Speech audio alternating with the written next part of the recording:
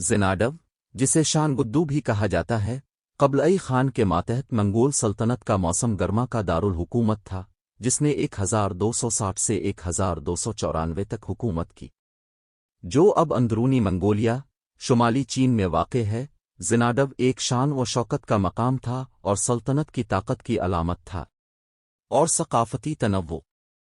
یہ شہر قبلئی خان کے چینی مشیر لیو منگزڈونگ نے 1256 میں ڈیزائن کیا تھا اور میں یوان خاندان کے زوال تک موسم گرما کا دارالحکومت بننے سے پہلے 1263 سے 1273 تک دارالحکومت کے طور پر کام کیا۔ یہ شہر منگولیائی اور ہان چینی ثقافتوں کا امتزاج تھا، جس میں محلات، باغات اور آبی گزرگاہیں تھیں جو سلطنت کی دولت اور خان کے عیش و عشرت کے ذوق کی عکاسی کرتی تھی۔ زینیڈو نے 25,000 ہیکٹر کے رقبے پر محیط ہے اور اپنے عروج پر تقریباً 2 لاکھ کی آبادی پر فخر کیا۔ یہ تصویراتی طور پر منگولین میدان اور چین کے زرعی میدانوں کے کنارے پر واقع تھا، جو خانہ بدوش اور کاشتکاری ثقافتوں کے امتزاج کی علامت ہے جو یوان خاندان کی خصوصیت رکھتی۔ زینیڈو کی ترتیب روایتی چینی فینگ شوئی سے متاثر تھی۔ اس شہر کو شمال میں پہاڑوں اور جنوب میں ایک دریا کی حمایت حاصل تھی۔ اس جگہ میں مندر، محلات، مقبرے اور خانہ بدوش کیمپ شامل تھے۔ یہ سب سلطنت کی آبادی کے متنوع عناصر کو ایڈجسٹ کرنے کے لیے بنائے گئے تھے۔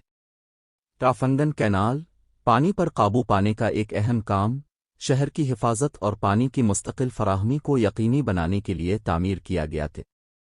قبلئی خان کے دور حکومت میں شہر کی اہمیت نے اسے مذہبی بحث و مباحثے کا مرکز بنا دیا اور ایک ایسی جگہ جہاں غیر ملکی سیاحوں، جیسا کہ وینیشین ایکسپلورر مارکو پولو، کی تفریح کی جاتی تھی۔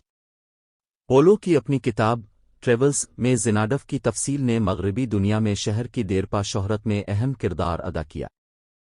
شاعر سیموئل ٹیلر کولرج نے اپنی نظم میں زیناڈو کو مزید امر کر دیا، جس نے اسے اسرار اور شان و شوکت کی جگہ کے طور پر دکھایا۔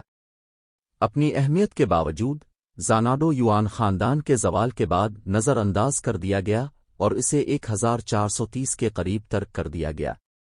آج صرف کھنڈرات باقی ہیں، لیکن اس جگہ کو یونیسکو نے عالمی ثقافتی ورثہ کے طور پر تسلیم کیا ہے، جو ایک زمانے کے طاقتور شہر کی یاد کو محفوظ رکھتا ہے۔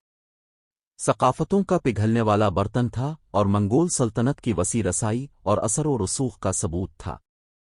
آخر میں، زینیڈو کا قدیم شہر منگول سلطنت کی طاقت اور ثقافتی دولت کی ایک تاریخی یادگار کے طور پر کھڑا ہے۔